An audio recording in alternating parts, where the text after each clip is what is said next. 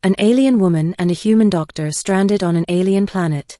The shuttle broke apart with a soundless flash, scattering fragments of steel and fire across the gray-green skies of Zephyr 6. The emergency escape pod ejected, spinning wildly as atmosphere screamed against its hull. Inside, Dr. Adrian Vela, a Terran physician, braced himself against the crash harness. Beside him, an alien woman clutched the restraints with trembling, pale hands. Her name was Lysera. He had only met her an hour ago, on board the diplomatic cruiser Artemis.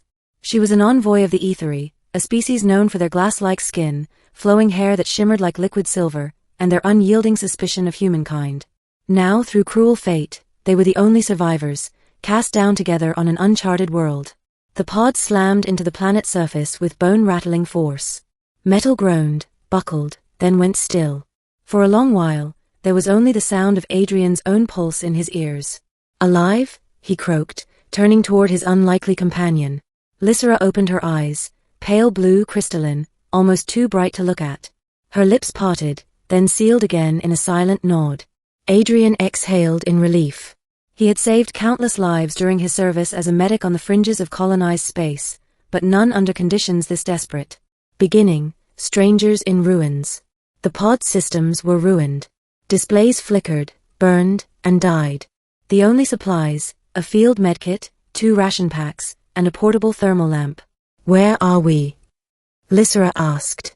Her words carried a lilt, musical but strained. Adrian consulted the ruined navigation panel. Zephyr 6. Survey reports said it's a half-formed world, barely habitable. Toxic flora, unstable climate. Not exactly a vacation spot.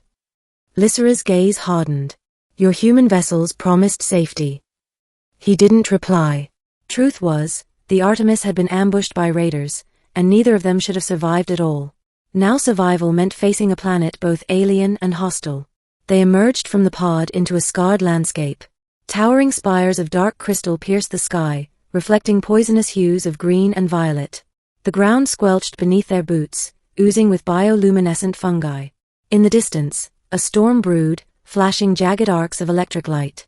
Lysera wrapped her flowing garment tighter around her tall frame. "We must find shelter." Adrian nodded. "And water. Preferably before nightfall." They trudged across uneven terrain until they found a hollow beneath one of the crystal spires. Adrian set up the thermal lamp, casting a warm glow.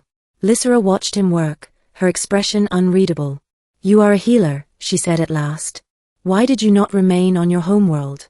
Why risk the void?" Adrian shrugged, settling onto the ground. "Because the void has no shortage of people who get hurt. Someone has to patch them back together." Her lips curved, not quite a smile, more like a test.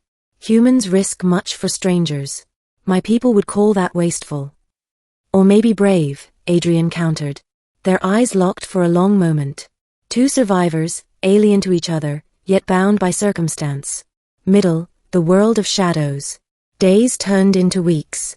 Zephyr 6 revealed itself as both breathtaking and deadly. The nights froze to sub-zero cold, while the days baked them under searing twin suns. Strange beasts lurked among the crystal forests, shadows with too many eyes and teeth that glinted like knives. Adrian's medical skills kept them alive. He fashioned poultices from alien moss to treat Lysera's wounds when crystalline thorns tore her skin. He learned to distinguish between edible fungi and those that paralyzed. When fever struck her, he stayed awake for 2 nights, nursing her with sips of purified water and whispered reassurances. Yet Lysera was no helpless envoy. She knew how to read the stars, using shards of reflective crystal as tools. She mapped their position and charted patterns in the alien sky. She was a skilled linguist, teaching Adrian fragments of the Aetheri tongue during long nights, her voice echoing softly against the stone walls of their shelters. Sometimes they fought. Lysera mistrusted his choices, too much risk, too much reliance on chance. Adrian resented her coldness, her tendency to dismiss human instincts as crude. But more often, they found themselves united. One evening, while gathering water from a shallow pool, they were attacked. A predator erupted from the liquid, its body eel-like, but armored with jagged scales. Adrian shoved Lysera out of the way as its jaws snapped shut inches from her. He plunged his survival blade into the creature's neck, struggling as its coils wrapped around him. Lysera, moving with a speed he had never seen, seized a jagged crystal and drove it into the beast's skull. The creature thrashed, screamed in a guttural resonance, and collapsed lifeless into the pool. Breathing hard, Adrian looked at her. She was trembling, but her eyes blazed with something fierce. "You saved me," he said. Lysera pressed a hand to her chest, her silvery hair damp with spray. "You saved me first." For the first time, her voice carried warmth. That night, as they sat by the flickering thermal lamp, the air between them shifted. The boundaries of human and alien, distrust and duty, began to blur. Revelation, the heart of Zephyrus 6. Weeks stretched into months. Adrian kept count in scratched marks on a crystal shard. Lysera studied the planet's storms and tides, muttering to herself in ethery. One day, she pulled him toward the horizon, eyes wide with discovery. "There," she whispered. "Do you see it?" Beyond the crystal spires, an unnatural structure rose from the earth, a tower smooth and gleaming, unlike the chaotic geology around it. They approached with caution. The tower pulsed faintly, as if alive. Its walls shimmered with shifting colors, a fusion of organic and machine. At its base, an opening gaped like a wound. "Not natural," Adrian muttered. "Ancient," Lysera breathed. "Perhaps older than both our peoples." Inside, they found corridors that seemed to rearrange themselves, walls breathing faintly, the air humming with power. Strange glyphs glowed faintly, neither human nor ethery. At the heart of the tower lay a chamber with a crystalline console. Lysera placed her hand on it. Symbols flared to life, swirling in patterns. "It responds to me," she whispered.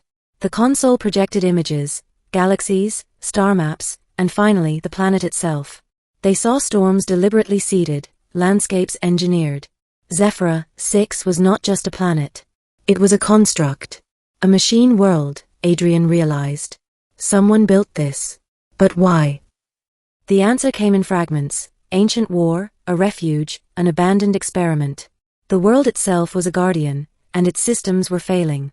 That explained the instability, the predators, the storms. And then, a signal. Buried deep, waiting for activation. Lysera's eyes widened. This could call ships from orbit. A beacon. Hope surged in Adrian's chest. "We can finally go home." But the console resisted. Energy surged dangerously, backlash threatening to collapse the chamber. Lysera staggered, collapsing against Adrian as light seared through the room. "Too much," she gasped. "It requires, balance."